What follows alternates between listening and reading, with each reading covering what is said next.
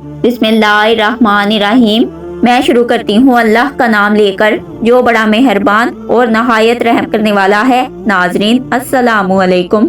ناظرین، آج کی اس ویڈیو میں ہمارے پیارے نبی حضرت محمد صلی اللہ علیہ وآلہ وسلم پر پہلی وحی کا دلچسپ واقعہ آپ کو بتانے والی ہوں، بلکہ غار حرا کے حوالے سے بھی آپ کو اصل حقائق بتاؤں گی، لہٰذا آپ سے گزارش ہے کہ ویڈیو کو اینڈ تک لازماً دیکھیے گا۔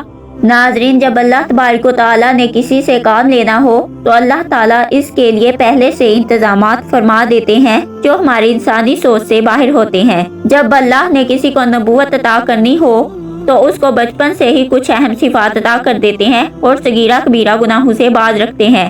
حضور صلی اللہ علیہ وآلہ وسلم کی زندگی کی مثال ہمارے سامنے ہے۔ نہ انہوں نے کبھی سود لیا اور نہ ہی کسی پر ظلم کیا۔ اللہ تبارک و تعالیٰ نے ہی نبی پاک صلی اللہ علیہ وآلہ وسلم کو گناہوں سے اور شرک کرنے سے باز رکھا۔ ناظرین، اب غار حرا کے بارے میں آپ کو بتاتی چلوں کہ غار حرا مکہ مکرمہ کا نہایت ہی مقدس اور عظمت والا تاریخی مقام ہے۔ عاشقان رسول اس کی زیارت کر کے اس کی برکتیں حاصل کرتے ہیں۔ آپ صلی اللہ علیہ وآلہ وسلم نبوت سے پہلے اسی غار حرا میں ذکر و فکر اور عبادت میں مصروف رہتے تھے۔ آپ صلی اللہ علیہ وآلہ وسلم نے عبادت کے لیے غار حرا کو اس لیے خاص فرمایا کہ اس غار کو دوسرے غاروں پر فضیلت حاصل ہے، کیونکہ اس میں لوگوں سے دوری اور دلجوئی سے عبادت اور بیت اللہ شریف کی زیارت ہوتی تھی۔ مکہ مکرمہ کے قریب واقع ایک پہاڑ جبل نور میں واقع غار، جہاں آپ صلی اللہ علیہ وآلہ وسلم پر پہلی وحی نازل ہوئی۔ ناظرین، جب آپ صلی اللہ علیہ وآلہ وسلم کی عمر 40 سال ہوئی تو آپ چند دنوں کی خوراک ساتھ لے کر جبل نور پر تشریف لاتے اور اس غار میں غور و فکر اور عبادت فرماتے۔ جبل نور پہاڑ مکہ سے تقریباً 3 میل کے فاصلے پر ہے، لیکن اب مکہ مکرمہ وسیع ہو گیا ہے، اس لیے اس کی حدود جبل نور کو چھونے لگی۔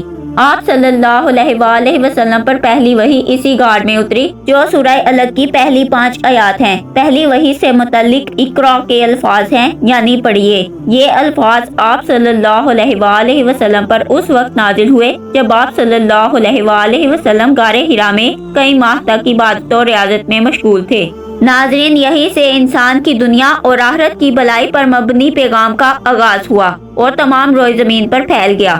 مسجد حرام سے غار حرا 4 کلومیٹر کی مسافت پر ہے۔ غار حرا تک پہنچنا اتنا آسان نہیں۔ یہ غار باہر سے اونٹ کی کوہان سے مشابہت رکھتا ہے۔ ناظرین، نبی کریم صلی اللہ علیہ وآلہ وسلم کئی دن یا مہینوں تک غار حرا میں تشریف لے جاتے اور کھانے پینے کا سامان اور دیگر اشیاء بھی ساتھ لے جاتے، اور جب سامان ختم ہو جاتا تو گھر تشریف لے آتے۔ معمول کے مطابق ایک دن آپ صلی اللہ علیہ وآلہ وسلم غار میں تشریف فرما تھے کہ اچانک حضرت جبرائیل علیہ السلام تشریف لائے اور عرض کیا کہ سورہ الگ کے پہلے الفاظ اقرا پڑھیے، تو آپ نے جواب میں فرمایا کہ میں پڑھا لکھا نہیں ہوں۔ فرشتے نے 3 مرتبہ یہی سوال دہرایا۔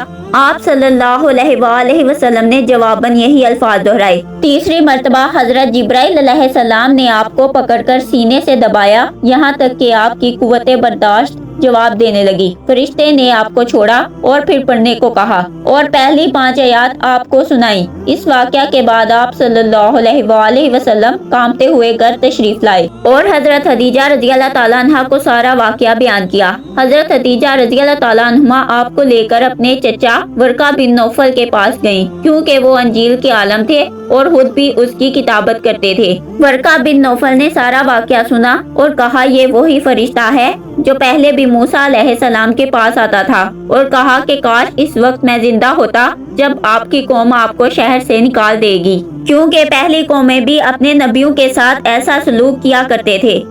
اس کے کچھ عرصے بعد ورقہ انتقال کر گئے۔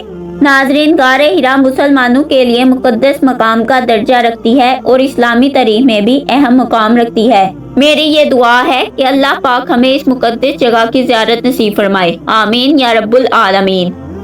ناظرین، امید ہے کہ یہ ویڈیو آپ کو پسند آئی ہوگی، تو ملتے ہیں ایک نئی ویڈیو کے ساتھ، تب تک کے لیے اللہ نگہبان۔